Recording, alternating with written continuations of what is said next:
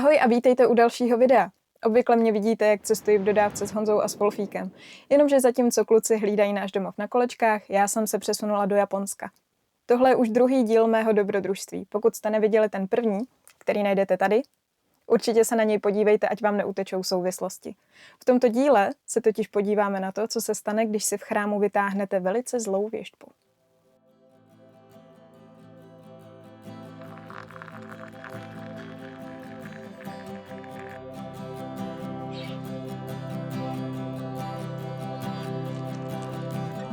Čeká nás další náročný den. Opouštíme Osaku a přejíždíme do Kjóta.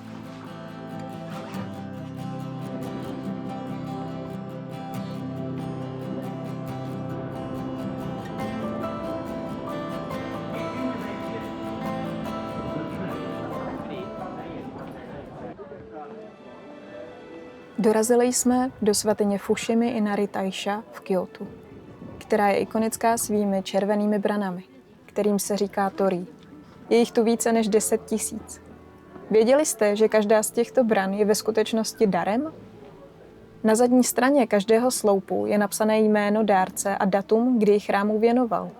Je to výraz vděčnosti za úspěch v podnikání nebo splněné přání. Všimli jste si, že všude kolem chrámu jsou sochy lišek? Nejsou tu jen tak pro ozdobu.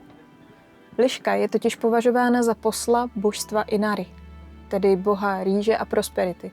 A často v tlamě drží nějaký předmět. Nejčastěji je to klíč od sýpky. Ten symbolizuje čistotu a sílu bohu. Došli jsme až ke kameni Omokaruishi. Je to taková zkouška síly a přání. A jak to funguje? Pomodlíte se, myslíte na nějaké své přání a pak zdvihnete kámen a podle toho, jak těžký nebo lehký se vám zdá, zjistíte, jaké úsilí musíte vynaložit k tomu, aby se vám vaše přání splnilo. Co myslíte? Zdal se mi těžký nebo lehký?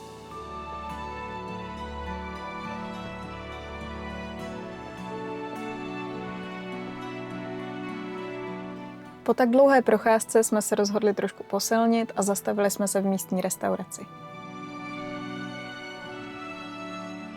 Vychutnali jsme si čaj s krásným výhledem a ochutnali rýži s vajíčkem a kuřecím masem.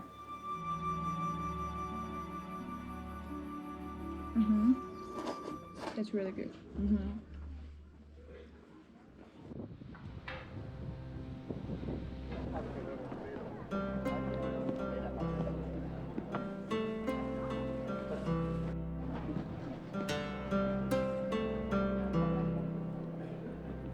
Přesunuli jsme se do chrámu Kiyomizu-dera, kde jsem se rozhodla vytáhnout si věštbu.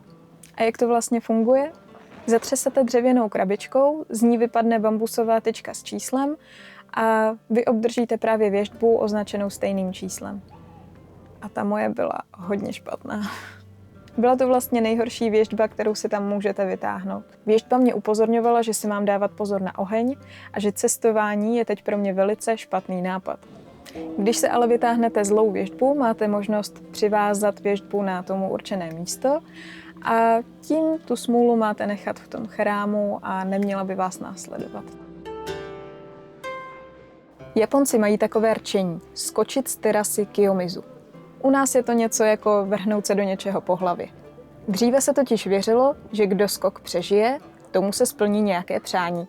Ale dnes je to samozřejmě přísně zakázáno. Den už je ale skoro u konce. Proto přejíždíme domů k mé kamarádce, kde se naučím nějaké japonské recepty.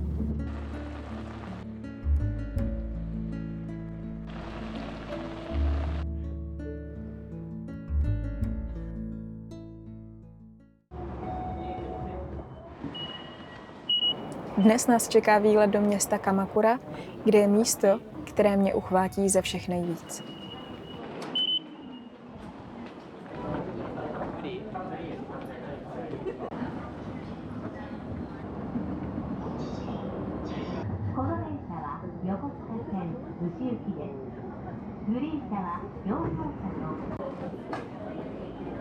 A co je na tomto místě tak zajímavé?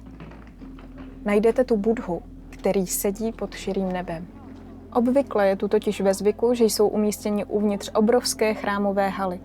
ale ve 14. a 15. století halu několikrát zničily bouře a tajfuny a poslední ránu zasadilo v roce 1498 obří tsunami, které budovu spláchlo do moře. A proto se rozhodli halu už kolem Buddhy nestavět, proto Buddha sedí a odolává sněhu, dešti, slunci, větru, sám pod širým nebem. A takhle vypadá Buddha uvnitř. Představte si, že je opravdu dutý.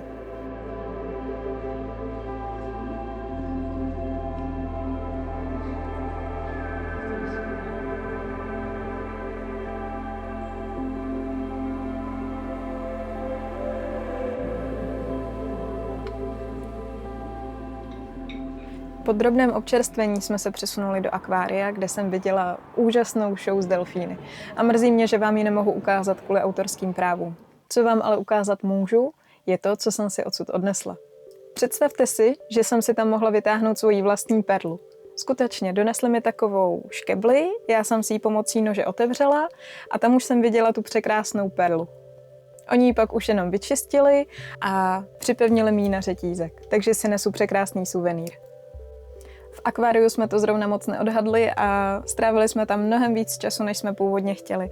Proto jsme se do našeho hotelu v Tokiu dostali až pozdě večer.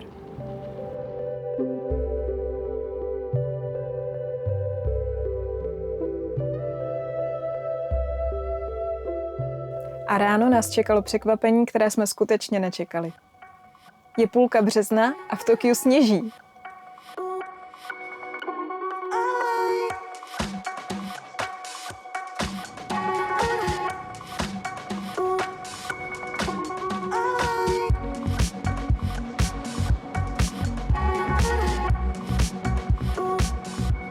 V Tokiu jsem si hrozně přála vidět Shibuya Crossing, tedy tu nejznámější všestrannou křižovatku, na které naráz může přejít až 3000 lidí. A měla jsem na ní ten nejlepší výhled.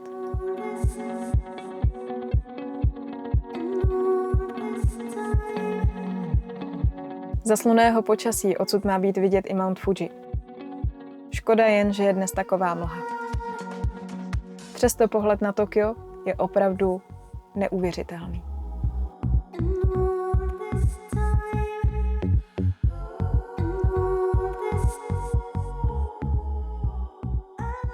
Na dnešek jsme měli v plánu navštívit spoustu krásných míst, ale upřímně je nám zima a jsme vyčerpané z předchozích dnů. Proto jsme zamířili k mé kamarádce domů. Protože jsem měla tu čest naučit se nějaké japonské recepty, rozhodla jsem se rodinu mé kamarádky pohostit českou kuchyní. Připravila jsem jim proto bramborový salát s kuřecím řízkem a k tomu květákovou polívku. Blíží se konec mého pobytu v Japonsku, mám odletět zítra, což je 12. března, dopoledne. Jenže mi právě přišel e-mail, že piloti vyhlásili stávku právě na 12. a 13. března, takže to vypadá, že možná můj let zruší a já teďka nevím, co budu dělat a asi to vypadá, že tady zůstanu díl. Bylo to pro mě skutečně velmi stresující. Do poslední chvíle jsem nevěděla, jestli poletím nebo jestli můj let zruší. Měla jsem možnost přesunout si let na jiný termín, ale je to moudré? Co byste dělali v mé situaci vy? Co když se mě ta věštba snažila varovat? Ve výsledku jsem měla ale asi štěstí, protože můj let měl jenom zpoždění o hodinu. Takže jsem se bezpečně dostala do letadla.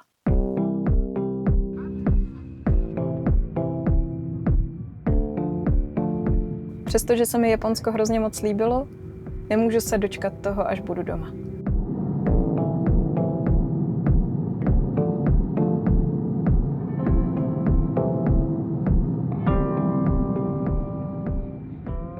Tímto mé japonské dobrodružství končí. Pokud jste ještě neviděli video, ve kterém Honza s Wolfíkem trávili svůj volný čas v dodávce, určitě na něj mrkněte, najdete ho tady. A my se uvidíme zase příští neděli. Mějte se hezky. Ahoj.